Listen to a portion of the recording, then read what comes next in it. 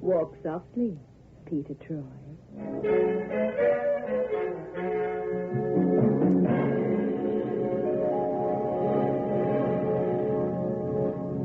And now, Peter Troy investigates the repentant redhead.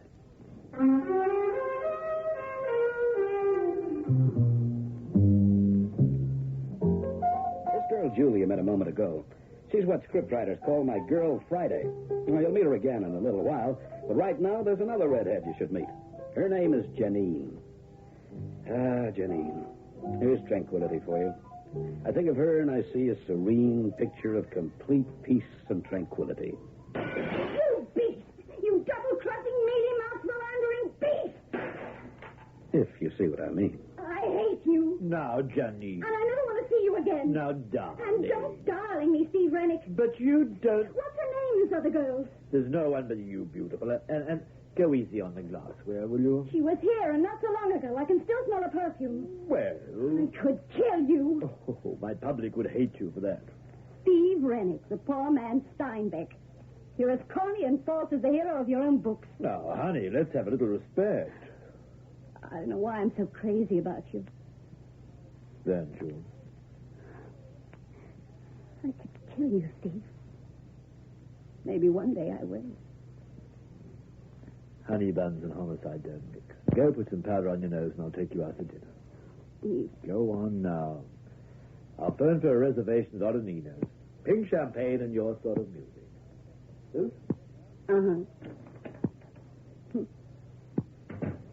He just twists me around his little finger. Steve! Steve, what happened? Steve, That gun on the floor. Janine, don't touch it. I'll get a doctor. Too late. Honey buns and homicide, baby. Honey buns and homicide. Steve. Hey, what's going on in there? I have a shot. Mr. Rennick, are you all... Hey, what happened? What have you done? Nothing. Nothing. Mr. Rennick's lying there like that, and you're holding a gun, and you say you've done nothing?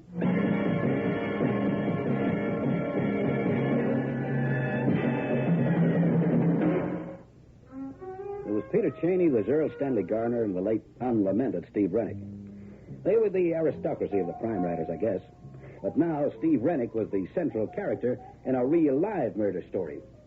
A single mundane bullet had ended his career. And the primary suspect? Oh, she was slick, all right.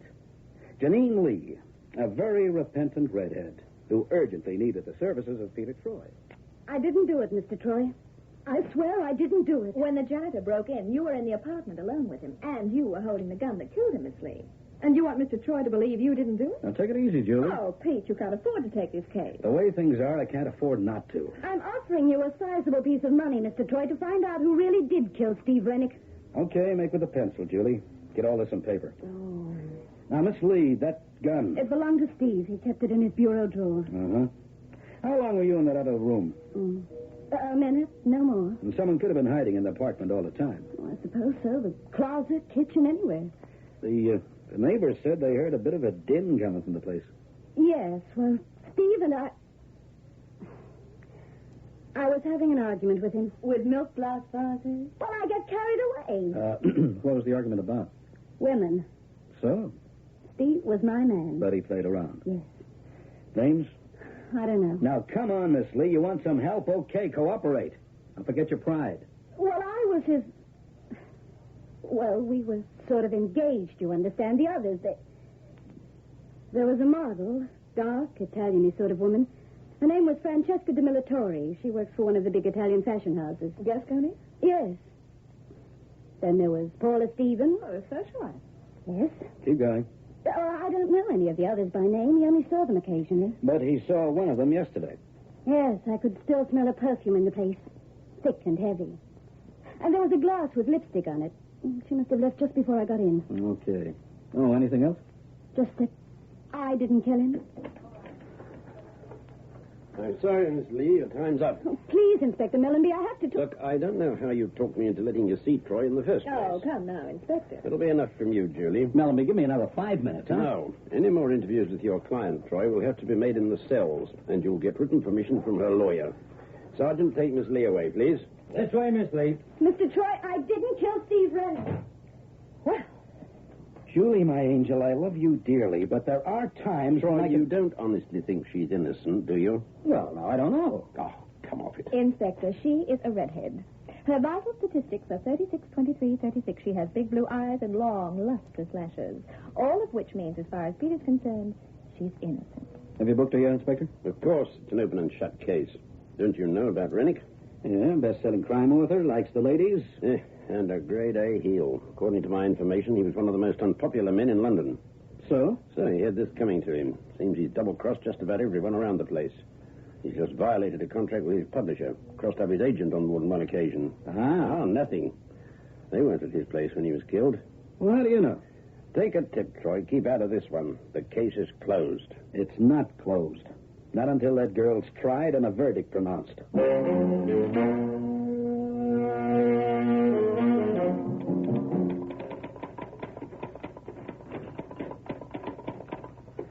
Can I help you? I'd like to speak to Mr. Troy, please. Hmm? My name's Melissa Morgan. I'm the director of the Morgan Publishing Company. Oh. Oh, don't look so startled. I'm sorry, Miss Morgan. It's just that, well, frankly, I can't visualize you sitting behind a company director's desk. That's unfortunate. But may I see Mr. Troy? It's about the Rennick case. We were his publishers. Oh. Yes, of course. Excuse me a moment. Peter, there's a Miss Morgan here to see you, a director of the Morgan Publishing Company. Oh, that's nice. Send her in. You may go in now, Miss Morgan. Thank you. Good morning, Mr. Troy. Good morning, Miss Morgan. Well, please sit down. Thank you. Now, my secretary said... I'm here to discuss the Steve Rennick case, Mr. Troy. Oh? We published his novels, you know. Ah. We're all very sorry to hear of his death, but I'll bet you were. I beg your pardon. Oh, forgive me, Miss Morgan. I've been a private investigator a long time. It makes you cynical, you know? I don't understand.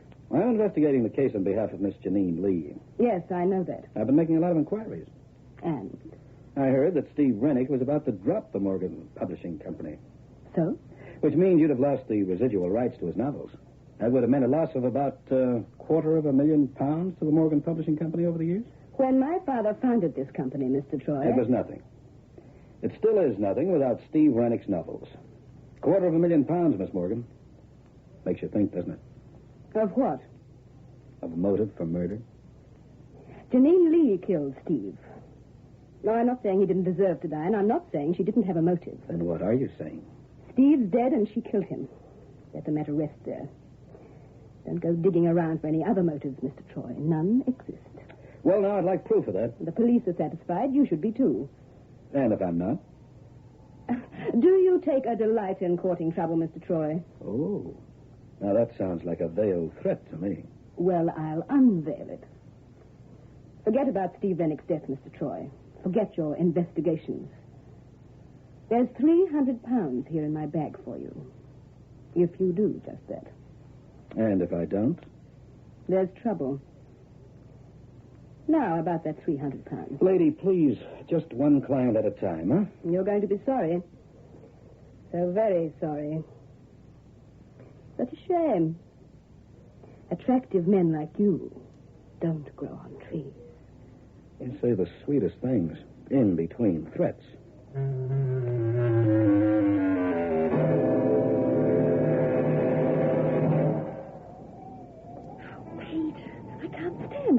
And I'm darn sure this fire escape isn't safe. Now, just hold tight, Julie. I'll have this window open in a minute. There's a law against this, you know. It's called breaking and entering. So there's a law. I have to get inside Rennick's apartment. Why? Got it. Come on, honey, but inside. Oh, they could have warned me about this. I wouldn't have worn a tight skirt. Well, I like tight skirts. There is a front door, you know. Uh-huh. There's also a couple of big gendarmes watching it. That I find significant. Torch? He lived high and wild, didn't he? A real wolf slayer, if I ever saw one. Somewhere here, there's the answer. May I remind you that the police think they've already got it? So impressed me. And they're bound to have searched this place. Yeah. What would they have been searching for? Just something else to tie Janine Lee in with Rennick's murder. Well, I'm looking at it from another angle. I'm looking for another suspect. I don't think you'll find one. Oh, what's this? Draft of this next novel, half of it anyway. Hasn't finished it. Oh, when you look at the title, Honey Buns and Homicide. There's only up to page 148 here. 149's here in the typewriter. Peter, this manuscript smells of perfume. And it's not Janine's brand either. It's thick and heavy. Oh, that's interesting. It wasn't Melissa's either. Exactly how many women are there mixed up in this case? Rennick must have collected them like other men collect stamps. Now, look at this typing. What's the matter with it? Look at the line I just typed. And look at the typing on the rest of the page. They're different. The manuscript isn't being typed on this machine at all. Julie, my girl, you've earned a bonus. Now, settle for last week's salary. Visitors. That's the torch. Someone's at the window coming in on the fire escape. We must have started somehow. Can you see who it is? Not a darn thing. Keep down. What the devil? Wait. There's petrol they're spraying around. Okay, I think it's time. We... They're turning fire. And they're getting away, too. Oh, Peter, we're trapped. The flames are all around the window. The front door, come on. Torch. Oh, I've dropped it. Well, this way. The front door's over here. Julie. The door's locked. Of course.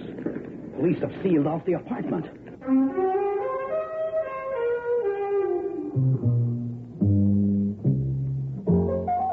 You can be certain of one thing.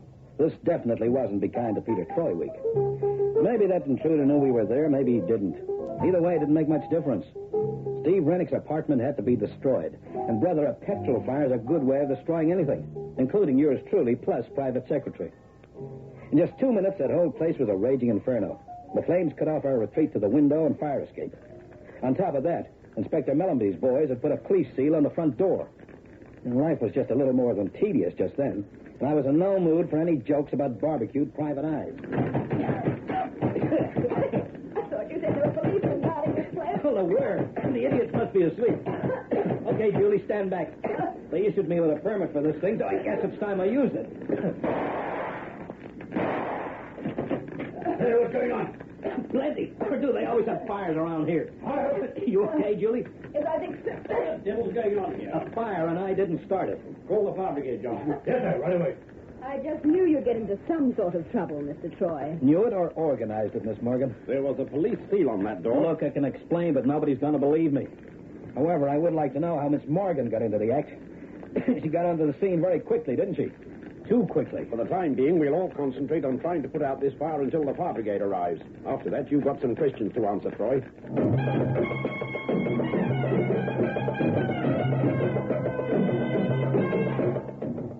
You expect me to believe a cock and bull story like that, Troy? Yes.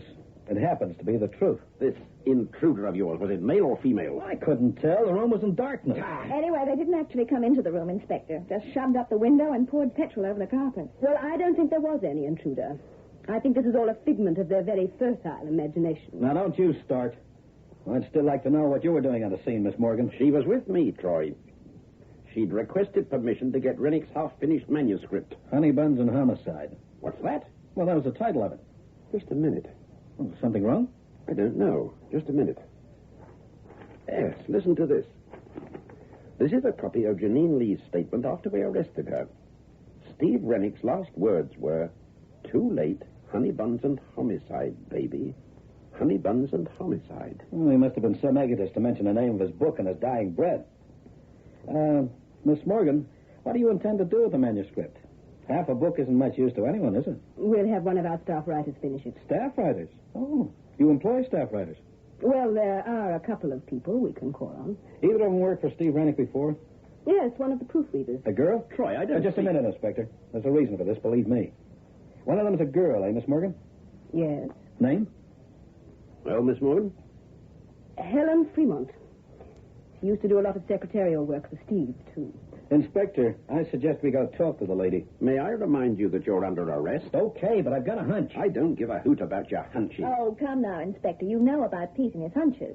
There have been a couple of times in the past when they've helped you quite a lot. That'll be enough from you. Now, where do we find Helen Fremont, Miss Morgan? Her brother owns a cellar club in Soho, the Carlisle. She spends a lot of time there.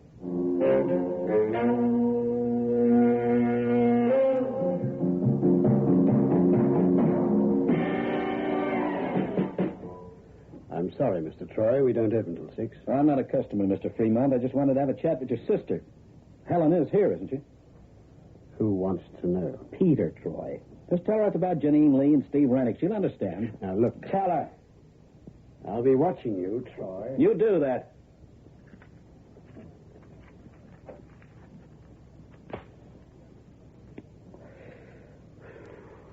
You wanted to see me, Mr. Troy? If you're Helen Fremont. I am. You know what I like about this case? It's just oozing with pulchritude. You know what pulchritude means? It means feminine glamour. Then, of course, you know what the word means. After all, you're a writer, aren't you? Hardly. Oh, but I hear different. What do you want? The truth. I found it's an elusive thing. Much more elusive than that perfume you're wearing. What are you driving at, Mr. Troy? Didn't anyone ever tell you about that perfume, Helen? It doesn't become you at all. It's too, thick and heavy. And it's like a trademark. What do you mean? Rennick's apartment reeked of it the night he was killed. The manuscript of his half-finished novel reeks of it, too. What are you talking about? Honey buns and homicide. And I don't mean the title of his book, either. Hurry? Trouble? I think there's going to be. You'd better tell that fella to keep away from me. I don't like his face. I'm liable to want to change the shape of it. Why, you... If you see what I mean. You want to get away with it? No, Harry, we don't want any trouble. Yeah, but... What do you want with me, Troy? Confession. This isn't a joke, Miss Fremont. You killed Steve Rennick. Did I? Tell me about it. First, I'll tell you this. Steve Rennick was no writer. In his whole life, he only wrote one book, the first one. It caught the public's eye, and it was a bestseller. But he couldn't maintain the standard. Well, his name was made, but he just didn't have the talent to write another novel. Then who wrote the others? You did. You were his ghostwriter. Oh, don't deny it. Melissa Morgan spilled the beans down at Scotland Yard. All right, so I won't deny it. I wrote all Steve's books after that first one. But that doesn't mean I killed him. Doesn't it? All right. Let's look at the facts for a minute. Now, it had to be someone who knew their way around Steve's apartment. Someone who knew where everything was kept. His gun, for instance. Just before you pulled that stunt with the petrol and matches, I was searching his apartment. Now, he kept his gun in his bureau drawer. And it was locked. So? So, apart from Steve, only one other person would have the key to that drawer. The girl who was not only his ghostwriter, but his part-time secretary. You. That's not evidence. Now, coming back to that fire. Now, the person who broke in through that window didn't even use a torch, and the room was pitch black. Therefore, the intruder knew her way around, knew where every stick of furniture was. You. You're the one that fits. And then we come to the reason behind the fire. Oh, yes, the fire. Tell me about that, Mr. Troy. That manuscript beside Rennick's typewriter was written on another machine. Now, that's logical, isn't it? Of course. As I wrote the books, it's obvious that the manuscripts would be written on my own machine. Right. Page 149 was in the roller of his machine. He always kept the last page in his typewriter so that any visitor would assume he was working on it. Oh, that's so. But then again, on the sideboard next to the front door, we found the remains of some more of the manuscript. Yes, ma'am. Pages 150 to 163. So? You dropped those pages into him the day before yesterday. Just a few seconds before you pulled the trigger and killed him. You're crazy. He couldn't do the usual routine of slipping the last page into his machine. Because he was dead. You can prove all this. Oh, I don't have to. Now, the police are going to look after that part of it. But I haven't finished yet, either. We still have to find a motive, don't we? And can you? Well, I can try. How does this fit? There was something else in that apartment which had to be destroyed. The original manuscript of Steve Rennick's very first novel. The one he wrote himself. And why did that have to be destroyed? Because he wrote a dedication on the front page, didn't he? It read, "For Helen, my devoted wife." And that's you, isn't it? No. You're making a mistake. That's why you tolerated him stealing all your glory. You had to do it. His publishers wanted it that way, didn't they? And they still want it that way. Because by now, Steve Rennick's name sells his novels just as much as their plot lines. But you'd had enough of them, hadn't you? You don't know what it was like. No one could know. Janine Lee? That was the one he was falling in love with. The others didn't count. They were nothing. But Janine Lee. Yes, I killed Steve, and I'd do it again. Okay, Troy. So now you've got the story. I sure have, Buster. But you're not going to live to repeat any of what you just found out. Harry, don't be a fool. Put away that Out of the way, Helen. Steve got everything he deserved. And now this nosy Drop private... that gun, Fremont. Why, you... Police, drop that gun.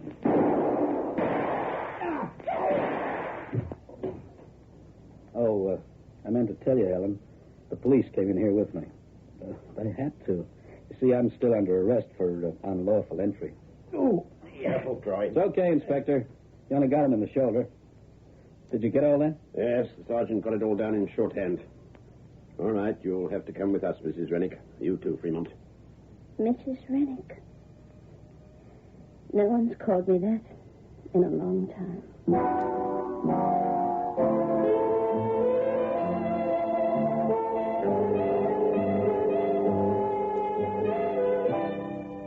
Just to tie up the ends for you, Helen was in Steve's apartment all the time. All the time Janine was there anyway. She heard the row, every word of it.